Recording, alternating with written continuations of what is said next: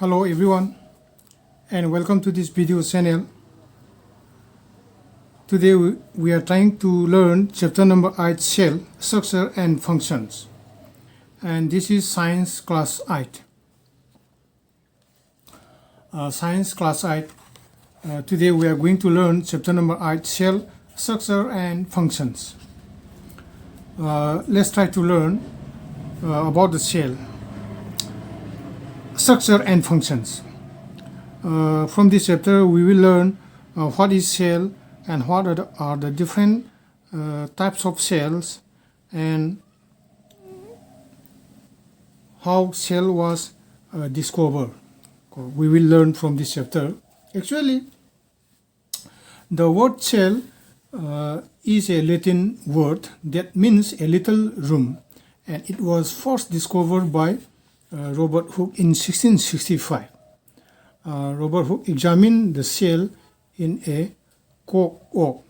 In the scientific name we know as Quaker's sugar. So we will learn these things from this chapter. First, let's read out these things first. You have already learned that things around us are either living or non-living.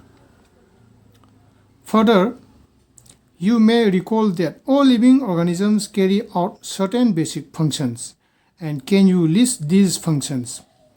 As we know that so many things are around us, they may be either living thing or non-living thing, and they also carry out certain basic functions.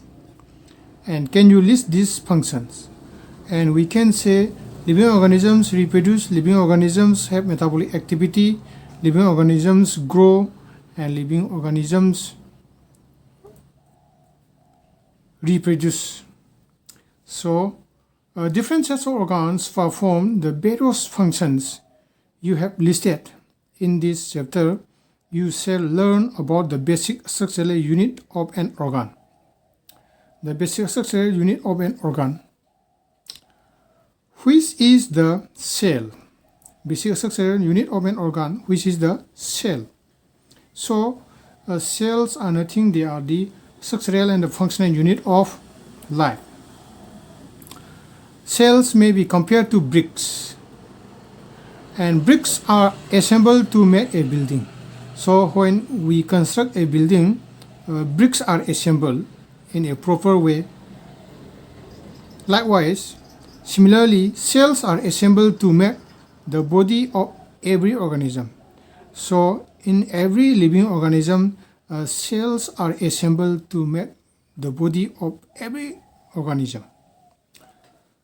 And here, discovery of the cell, let's see.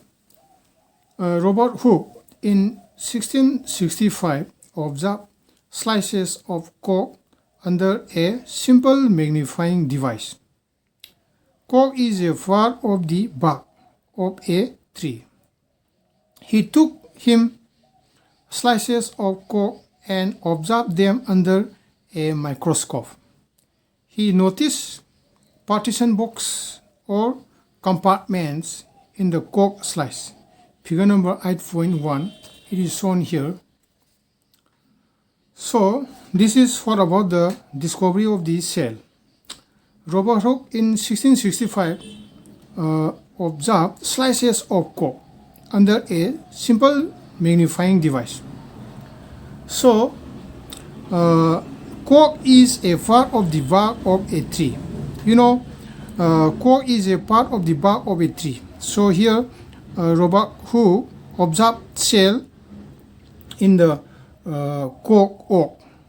In the scientific name, Quaker's sugar.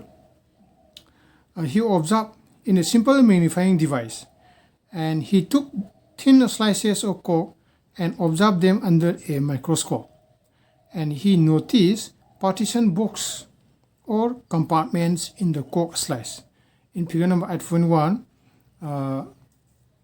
cork cells is observed by Robert Hooke. It is shown here. And the picture shown here is just under the observation of his primitive type of microscope. Next, let's continue. This box appears like a honeycomb, and he also noticed that one box was separated from the other by a wall or partition. So here one box is separated from the other by a partition. And who coined the term cell for each box? So here each box is termed as a cell. And what Hooke observed as box or cells in the cork were actually dead cells. So Robert Hooke observed in the bark of the cork, it is actually the dead cells. And cells of living organisms could be observed only after the discovery of improved microscopes. So the cells of the living organisms could be observed only after the discovery of improved microscopes. So in this modern world, we can see the different structure of the cells. It is only after the inventions of high magnifying microscopes. Very little was known about the cell for the next 150 years after Robert Hooke's observation. So after Robert Hooke's observation, then there were very little known about the cell. So today we know a lot about cell structure and its functions. Because of improved microscopes having high magnification,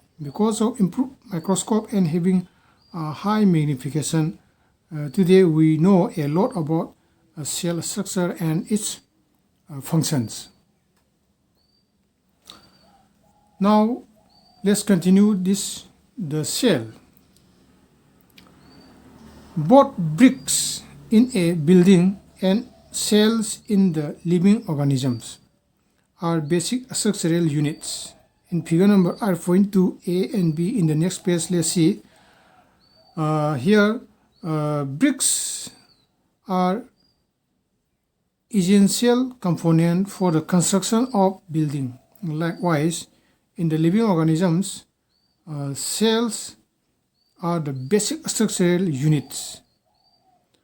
So the buildings built of similar bricks have different designs, shapes, and sizes.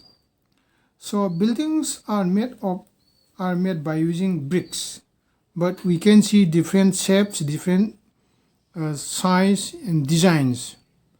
Likewise, in the living world, organisms differ from one another, but all are made up of cells. So likewise, in the living organisms are made up of cells, and their structure and their shapes may be different. Cells in the living organisms are complex living structures, unlike non-living bricks. So here we know cells in the living organisms. Cells in the living organisms are complex living structures, and unlike non-living bricks. So bricks, on the other hand, it is non-living thing.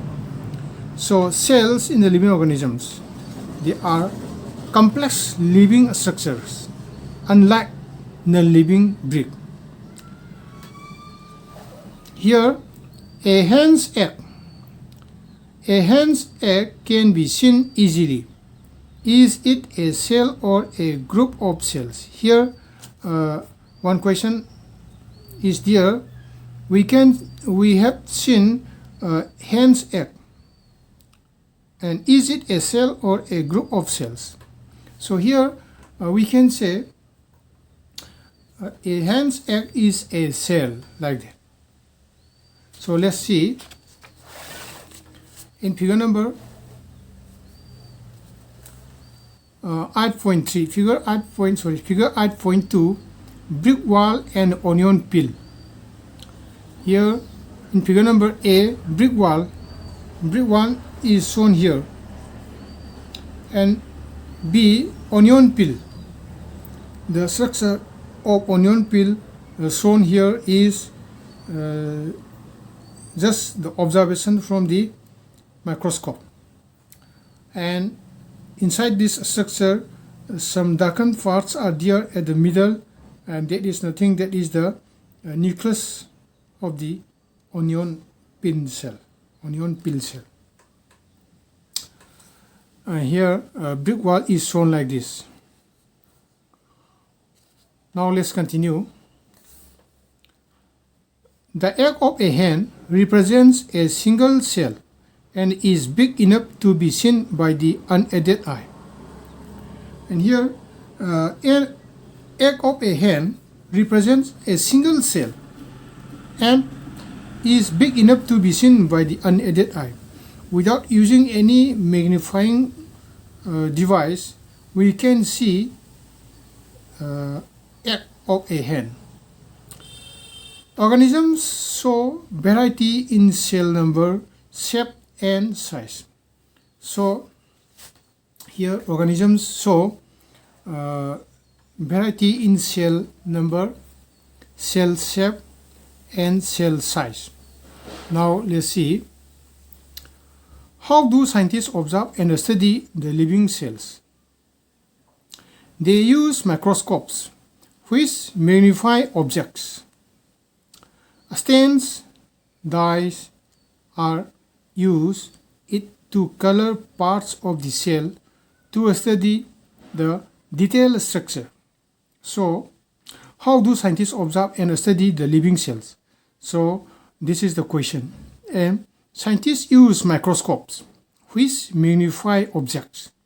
So, stains are nothing. Stains are the dyes are used to color parts of the cell and to study the detailed structure. So here scientists, researchers use stains or dyes. Here we can mention some of the dyes like acetocarmine. Acetocarmine, mostly it is used in the laboratory for staining the observed material in order to see very distinctly in the microscope. There are millions of living organisms.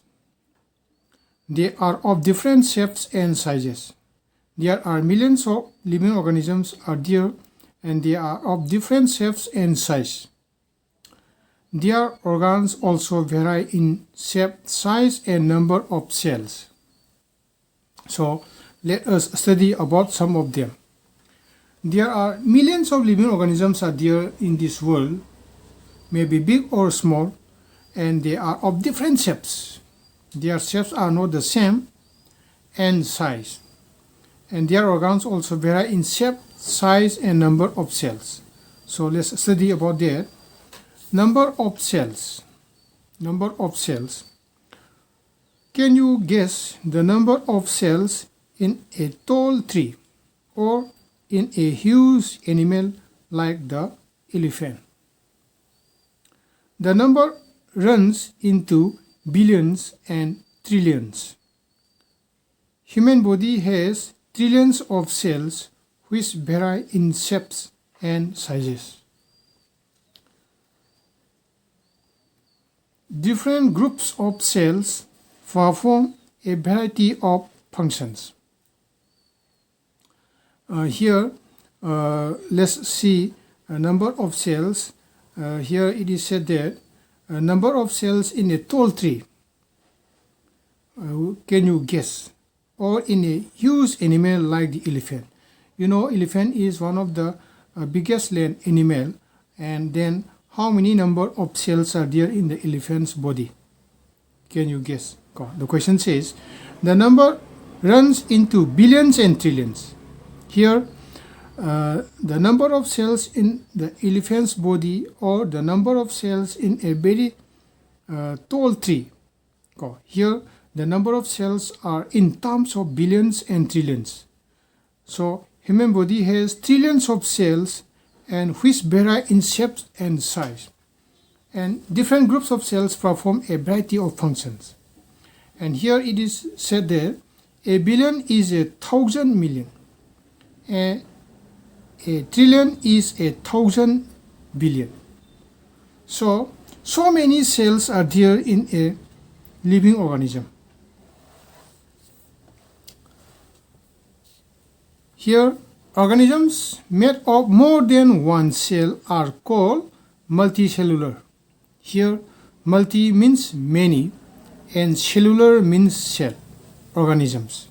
So, those organisms that have more than one cell, they are called multicellular organisms. And the number of cells being less in smaller organisms does not in any way affect the functioning of the organisms. You will be surprised to know that an organism with billions of cells begins life as a single cell, which is the fertilized egg. Here, let's see, this is one interesting point. Those organisms that have more than one cell, they are called multicellular organisms, as it is said, and the number of cells being less in smaller organisms and does not in any way affect the functioning of the organisms. So you will be surprised to know that an organism with billions of cells begins life as a single cell, which is the fertilized egg. So the fertilized egg cell multiplies and the number of cells increase as development proceeds. So an organism with billions of cells begins their life as a single cell, that is called fertilized cell. So those organisms, they have billions and trillions of cells. They begins their life from the single cell, that is fertilized egg cell. And the fertilized egg cell multiplies and the number of cells increase as development proceeds. So look at figure number 8.3. Figure number 8.3, it is shown below. And let's try to learn. Figure number 8.3, A and B, both organisms are made up of a single cell.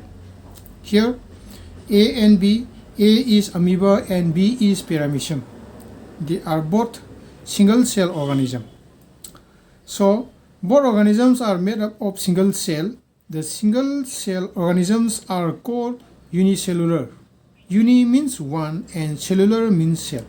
So, single cell organisms are known as unicellular organisms.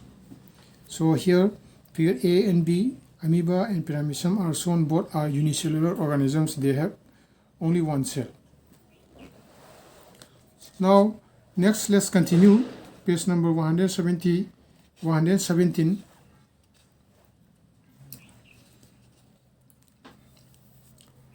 Unicellular organisms. A single cell organism performs all the necessary functions that multicellular organisms perform. So, in a single cell organism, that is unicellular organisms, a single cell perform all the necessary functions. So, a single cell organism like amoeba captures and digests food, respires, excretes, grows, and reproduces. Similar functions in multicellular organisms are carried out by groups of specialized cells forming different tissues. Tissues in turn form organs.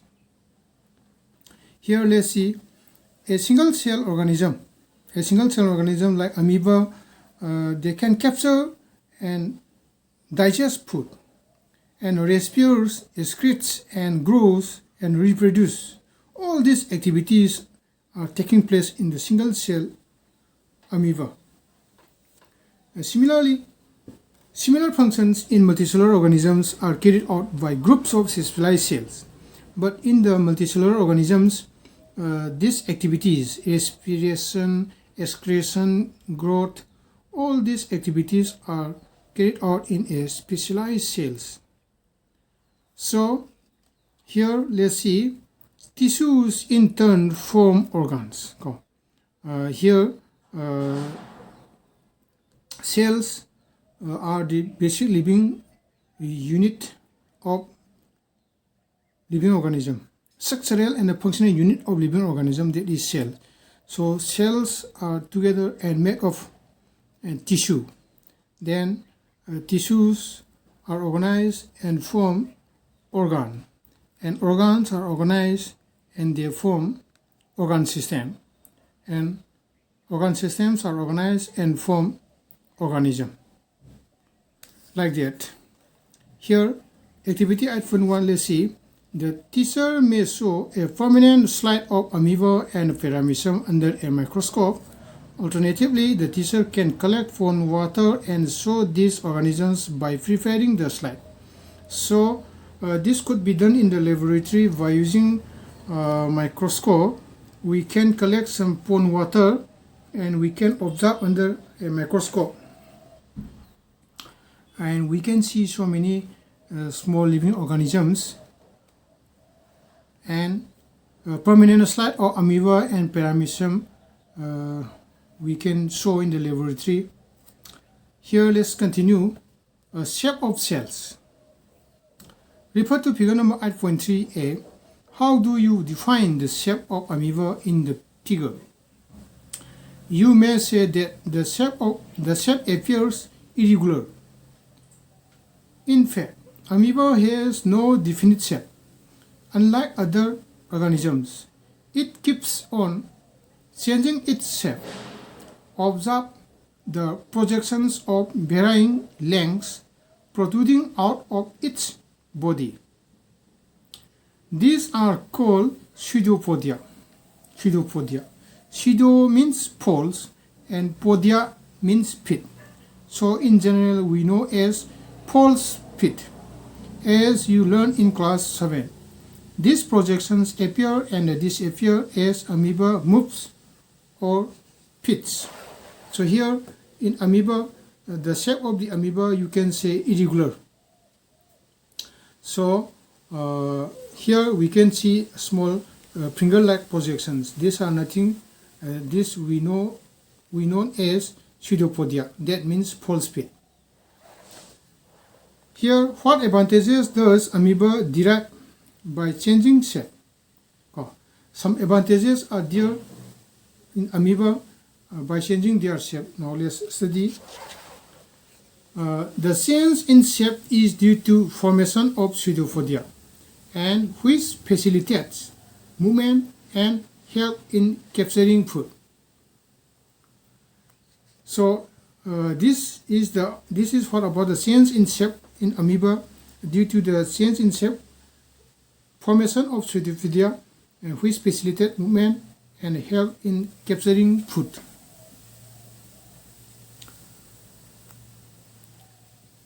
A white blood cell, WBC, in human body is another example of a single cell which can change its shape. So in our human body also WBC, it is one of the single cell and which can change its shape. But while WBC is a cell, amoeba is a full-fledged organism. In the case of the human, WBC is a single cell, but amoeba is a full-fledged organism and capable of independent existence. What shape would you expect in organisms with millions of cells? Figure number 8.4a, b, c. In the next page, let's see, shows different cells such as blood, muscle, and nerve of human beings. So many types of cells are shown in the next page. Let's see. The different shapes are related to their specific functions. So the different shapes of the cells are quite related with their specific type of functions. Generally, cells are round, spherical, or elongated. Figure number 8.4a, some cells are long and pointed at both ends. They exhibit a spindle shape. Figure 8.4b. Cells sometimes are quite long. Some are branched like the nerve cell or a neuron. Figure 8.4c. We can see here the nerve cell receives and transfers messages, thereby helping to control and coordinate the working of different parts of the body. So the nerve cells here, it means the nerve cells receives and transfers messages, and thereby they are helping to control and coordinate the working of different parts of the body. Here we can see figure number A, B, and C. Figure number C, nerve cell. So it is somewhat longer, and here is finger like projections are there. They are called dendrite and axons. Nucleus is here, and this is number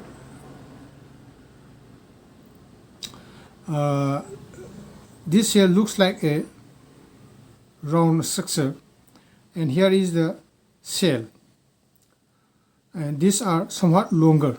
So spherical red blood cells, spherical red blood cell of human, and spindle shape muscle cell. This is the spindle shape, and for the muscles. And for number C, long branch, this is called the nerve cell. So these cell structures we have seen. In the next page, let's continue.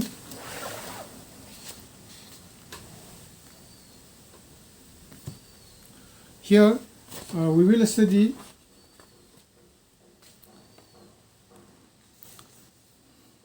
can you guess which part of the cell gives its shape? Which part of the cell gives its shape? Here is one question. Components of the cell are enclosed in a membrane. So many components of a cell are enclosed inside a cell, but they are enclosed by a membrane that is called cell membrane. This membrane provides shape to the cells of plants and animals. So cell wall is an additional covering over the cell membrane in plant cells. So in most of the plant cells, cell wall is an additional covering. Cell wall is the additional covering over the cell membrane. Over the cell membrane, cell wall is the additional covering of plant cell membrane. It gives shape and rigidity to these cells. In figure number 8.7,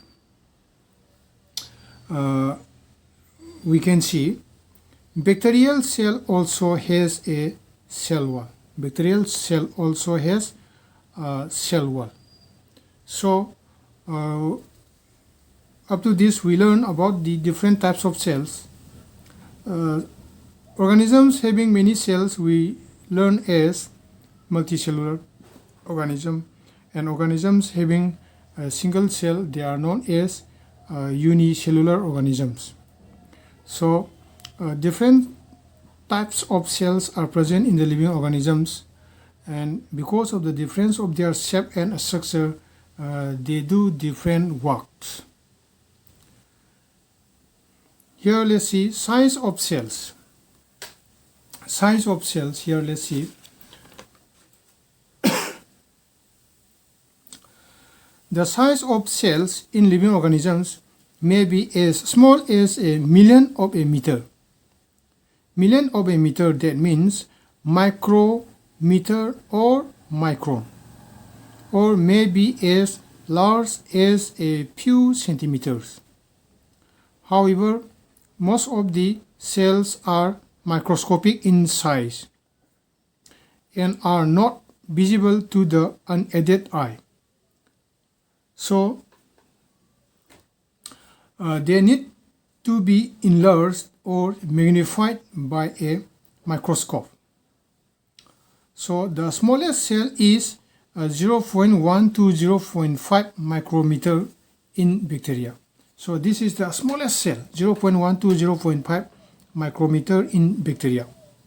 And the largest cell, measuring 170 millimeter into 130 millimeter, is the egg of an ostrich. So this is the largest cell, egg of an ostrich. It is the largest cell so far. So far we learned about the smallest cell in bacteria and largest cell in ostrich.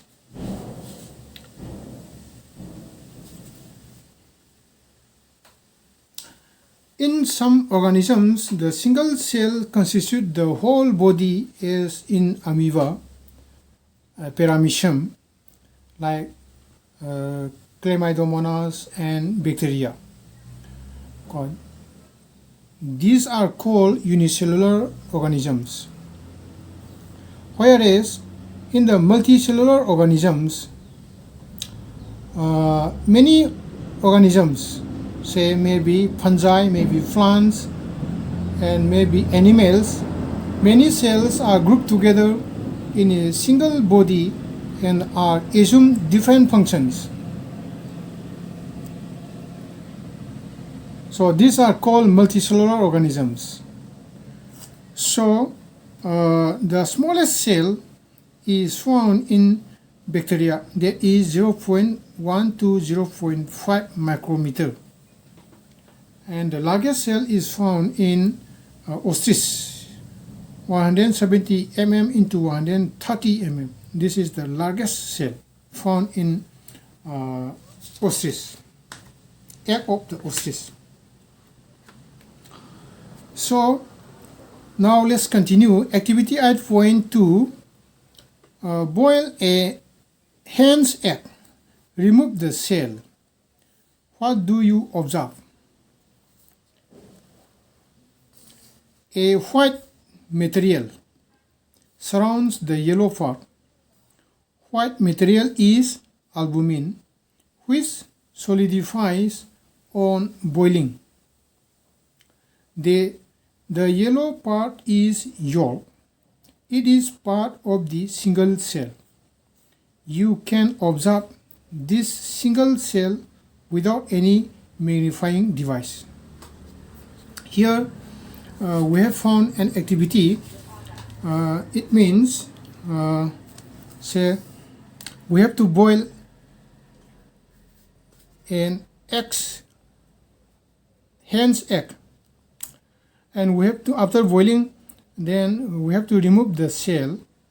And what we have observed, we can observe a white material which surrounds the yellow part, and white material is called albumin, and which is solidified on boiling. The albumin will be solidified after boiling. Then the yellow part is called yolk, and it is part of the single cell. Yolk is part of the single cell, and you can observe this single cell without any magnifying device. Without any magnifying device, we can observe the yolk. And are the cells in an elephant larger than the cells in a rat? Here, one interesting question is there. Are the cells in an elephant larger than the cells in a rat? Let's study. The size of the cells has no relation with the size of the body of the animal or plant. So whenever the animal body is so big, it is not related with the its cell.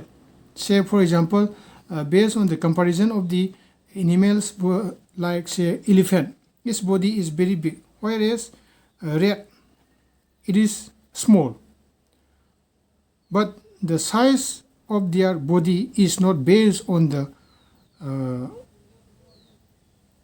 cells. So the size of the cells has no relation with the size of the body of the animal or plant. It is not necessary that the cells in the elephant be much bigger than those in a rat. The size of the cell is related to its function. So the size of the cell is related to its function. So for example, nerve cell both in the elephant and rat are long and branched. So the nerve cell both in elephant and rat both are branched and longer, and they perform the same function. They had been receiving messages, and they will transfer message to other part, and they perform the same function, that of transferring messages. So bigger body of the animal, that is not related with the size of the cells, and a smaller body of the animal, that also not related to the body of the animal, cell of the animal. So with that, it comes to the end of this video class.